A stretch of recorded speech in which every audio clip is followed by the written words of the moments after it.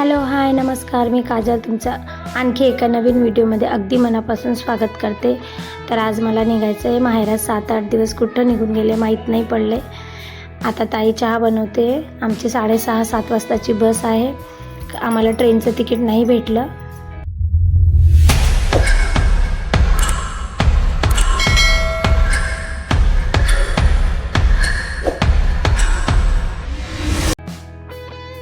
ताई बनवते इथं चहा बनवते ताई. आता आम्हाला निघायचं. आमची गाडी चालली आता चहा बनवते.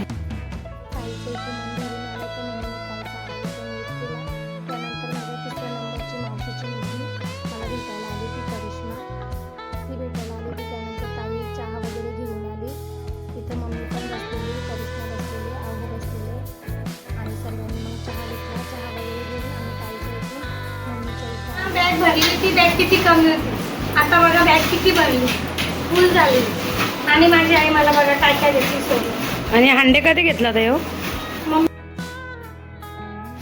कधी घेतला तर अंडा ताईने घेऊन ठेवला तर माझ्यासाठी हा अंडा 4 नंबरून. मी ताईला सांगितलं ना मला असं असं पाहिजे, मग ताईने घेऊन ठेवला होता. आणि हे सर्व मम्मीनी घेऊन दिलं मला. खाऱ्या हे चिप्स आता या ह्याच्यातच भरून घेऊन जाणार. या चटणी आणि काय मम्मी हे मिरची आणि मसाले. हा का? आणि हे बनवलेले वडे. हा वडे मम्मीने बनवले ना. आणि हे मम्मीने हे खारीचे पॅकेट घेऊन ठेवले. खारीवाला पाव वाला ना त्याच्यामध्ये.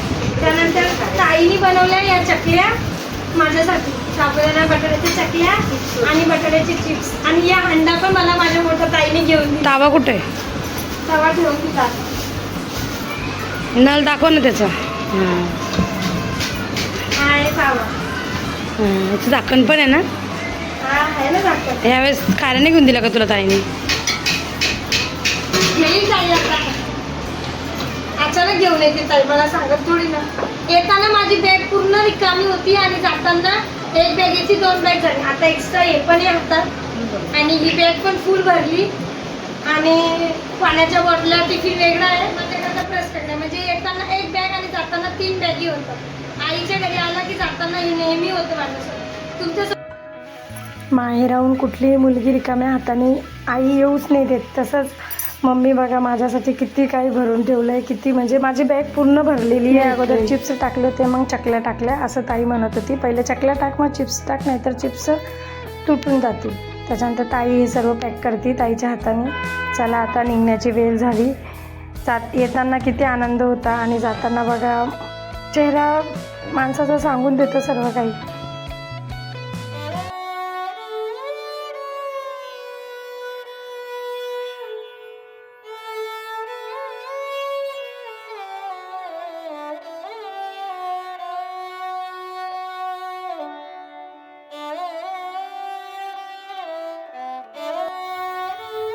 निघताना ऑटोमॅटिक मन आणि पाय जड होऊन जातात माणसाचे. ताईचे मुलं पण रडत होते, लहान होते पण त्यांना समजतं की मावशी चालली. बघा मी इथं यशला समजवते घरात. त्यानंतर दिदीला पण भेटते. खूप आगाऊ आहे यश, पण खूप समजदार पण आहे. ही माझ्या ताईची मोठी मुलगी, आमच्या घरातलं सर्वात पहिलं बाळ आहे. खूप लाडाची पण आहे आणि खूप म्हणजे खूप जीवाला आहे माझा तिच्याशी. कारण की आमच्या घरातलं सर्वात पहिलं बाळ आहे. तर दीदी नम्रता, तिला खूप आम्ही खिलवलेलं आहे. माझं लग्न झालं तेव्हा ती 2 वर्षाची होती. बघा बॅगी पण बाहेर निघाल्या, सर्वजण तयार झाले. त्यानंतर इथं दारातून निघता आम्ही, ताई आणि मी निघते, माझ्या पाठीत लगेच ताई आणि मम्मी पण निघत आहे. इथपर्यंत मम्मीचा काहीच प्लॅन नव्हता आमच्यासोबत येण्याचा. आणि पप्पा मला सोडायला येत होते. ही माझ्या मम्मीची चाल आहे, माझ्या मम्मीचं पहिलं घर आहे. बघा बॅगी बघा 2-3 बॅगी झाल्या तयार. त्यानंतर मुलं पण इथं म्हणजे सर्वच इमोशनल होत होते. आणि ही बघा आली रिक्षा.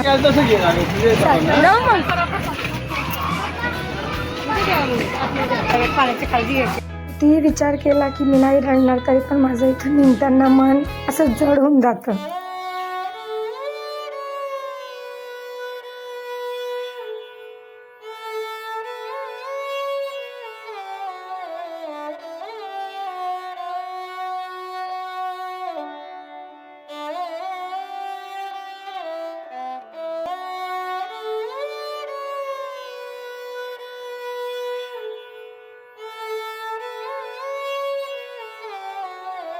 भिवंडी बायपासला आमच्या 8 वाजता गाडी होती, पण भिवंडीला जाण्यासाठी 1-1.5 तास लागतो.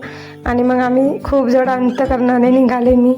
मम्मीचा काहीच प्लॅन नव्हता माझ्यासोबत येण्याचा. मग काही नाही, मम्मीला पाठवलं की जा तू पण तिच्यासोबत उभे होते. आणि यश पण आला होता सोबत, कारण तो रडत होता. तर ताईनी मम्मीला आणि यशला दोघांना पाठवलं. अशा प्रकारे आम्ही बसमध्ये बसलो. बसची सीट बुक होती. जाताच केपी दर्शू लेटून गेला, कारण त्याला उलट्या होतात. माझ्या घरात आहोंना आणि दोघी मुलांना तिघांनाही मलमल होती, उलट्या होत्या. त्यामुळे आम्ही बसनी सफर कदाचितच करतो, पण ट्रेनचं तिकीट नाही भेटल्यामुळे निव्वळ नाईलाजाने आम्हाला बसचं तिकीट करावं लागलं. बसचं तिकीट केलं तर खरं, पण आम्हाला नुसती भीती होती की मुलांना उलट्या वगैरे तर नाही होणार. AC ची बस असल्यामुळे शांतपैकी मुलं रात्रभर झोपले. आहोंना तर होतच होतं रात्रभर प्रॉब्लेम. सकाळी 6:30 वाजता डोळे खुलले तेव्हा बस मानपूरमध्ये पोहोचलेली होती. मानपूरमध्ये बस येऊन पोहोचली. त्यानंतर बस थोडी थांबली. हा बघा बाहेरचा व्ह्यू. बस पूर्ण AC ची बस असल्यामुळे काच पण लावलेले होते आणि जास्त आहोंना प्रॉब्लेम होत होती.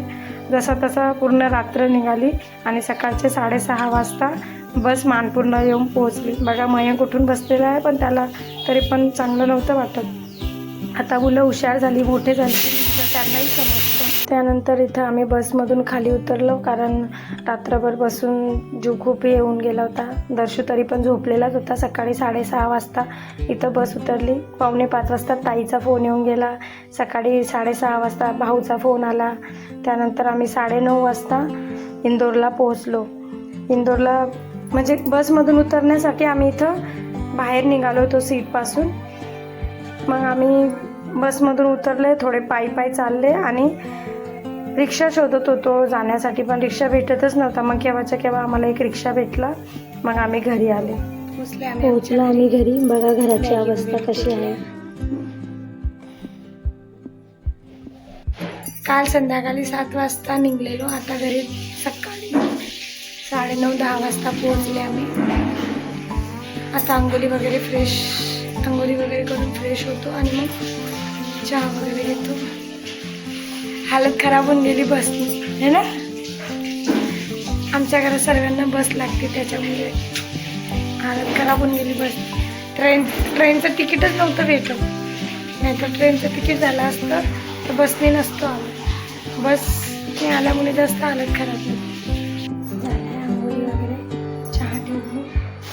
नंतर मम्मीने दिलेल्या या खात्यांच्या पुढे ते आता चहा खातो, नाश्ता वगैरे करतो थोडा. त्यानंतर मग पुढची कामं. खूप घरात राडा पडला. घरात कोणी नसताना एवढी धूळ कुठून येते काय माहीत. खूप जास्त धूळ झाली. थोडी सफाई करावं लागते. त्यानंतर मी घरात जरा आवरावर केली. खूप धूळ माती झाली होती घरात. व्यवस्थित छानपैकी अगोदर झाडू मारून घेतला, लादी पुसून घेतली आणि मग आंघोळ केली. मी आंघोळ केली, त्याच्यानंतर मुलांनी पण केली आणि मग मी चहा ठेवला. मम्मीने दिलेला चहा खारी दिल्या मुलांना आणि मी पण खाल्ल्या. आहोत घरी आल्यावर खूप उलट्या केल्या आणि मग आंघोळ करून झोपून गेले.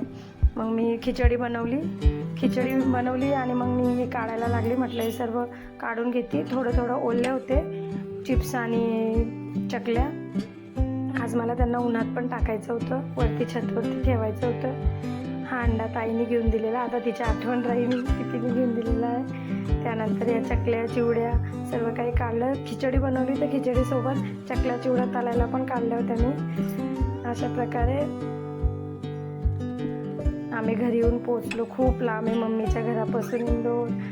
जेव्हा आपण निघतो ना तेव्हा खूप आपल्याला हौस असते की आपण चाललो, पण जेव्हा आपण तिकडून वापस यायला निघतो तेव्हा खूप मन जड होऊन जातं, पाय जड होऊन जातात. सासरी मुलीला कितीही सुख असलं, सुविधा असलं तरी पण तिला आईवडिलांच्या घरची कमी नेहमी महसूस होत राहते. कमी नेहमीच राहते. माझ्याकडून माझे आईवडील खूप लांब आहे, बहिणी खूप लांब आहे. त्यानंतर सर्व चकल्या चिवड्या काढून घेतल्या. ज्या उन्हात पाठवायच्या त्या उन्हात पाठवल्या. हे बघा चकल्या आता इथं तळते मी. खूप छान बनल्या होत्या चकल्या. ताई माझी खरंच खूप सुगरण आहे स्वयंपाकात आणि सर्व कामात पूर्ण मालवणाचे पदार्थ बनवते ती दरवर्षी. समोर पटांगण आहे तर सर्व बनवते. आणि इथं बघा मयंक, मी माझं काम करते, मयंकचं काम करते. बुटं काढले त्याने धुयाला, त्यातल्या बॅटऱ्या काढून ठेवल्या. बोलतो मम्मी बुटं धुवून सुकून ठेवतो, मग माझे बुटं धुवून मग बुटं तर मग खिचडी पण बनली, चकली पापड पण तळून झाले. तर मयंकचे बुटं धुवून झाल्यानंतर मग मी पण बॅग खाली केली तोवर, आणि हे बॅग चांगली घासून व्यवस्थित सुकवलीवरती. कपडे उद्या धुणार होती दुसऱ्या दिवशी, पण बॅग खाली करून घेतली कारण त्या धुतलेलेच कपडे होते. असा झाला आमचा परतीचा प्रवास. कसा वाटला ब्लॉग मला कमेंट करून नक्की सांगा. आवडल्यास लाईक शेअर सबस्क्राईब नक्की करा. बाय, भेटू नेक्स्ट व्हिडिओमध्ये.